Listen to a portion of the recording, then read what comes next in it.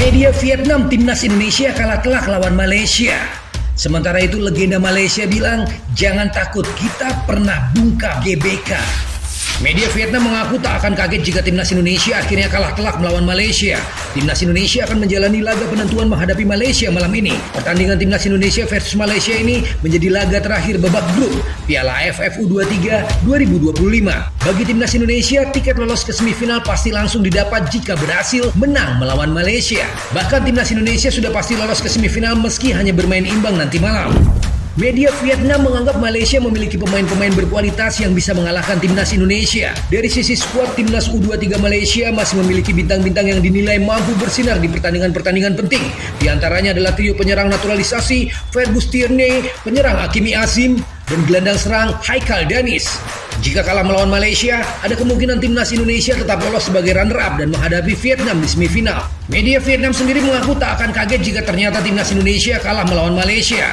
Jika timnas U23 Indonesia kalah dari Malaysia di babak penyisihan grup berikutnya, hal itu tidak akan terlalu mengejutkan.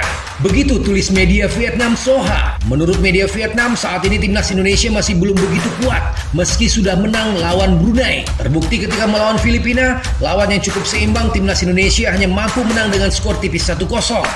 Sementara itu, pemain timnas U23 Malaysia mendapatkan pesan khusus dari pemain senior Malaysia, Mahali Jasuli. Mahali mengatakan para pemain Malaysia sebaiknya tutup mata dan telinga terhadap provokasi. Tutup telingamu dan fokus pada pertandingan.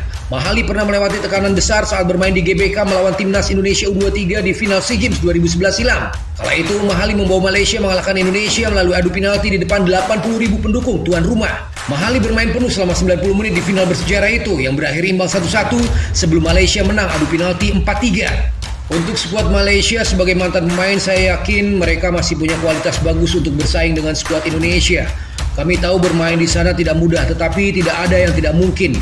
Jika pemain dapat mengendalikan tempo dan mengurangi tekanan, saya yakin pemain yang diberi tanggung jawab dapat menghasilkan sesuatu yang positif bagi Malaysia, kata Mahali. Mahali yang kini berusia 36 tahun itu juga mengimbau juniornya untuk percaya diri dan menerima tantangan di GBK. Saya ingat waktu itu kita tahu Indonesia bagus, tapi kita punya keyakinan pada diri sendiri.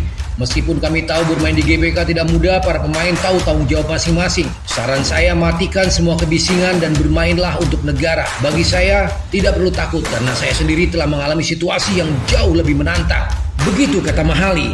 Well, menarik, kita tunggu pertandingan antara Indonesia U23 versus Malaysia U23 nanti malam live di Indosiar pukul 20.00 waktu Indonesia Barat. Bagaimana komentar Anda? Terima kasih sudah menyimak. Keep healthy and stay positive. Hasta la vista.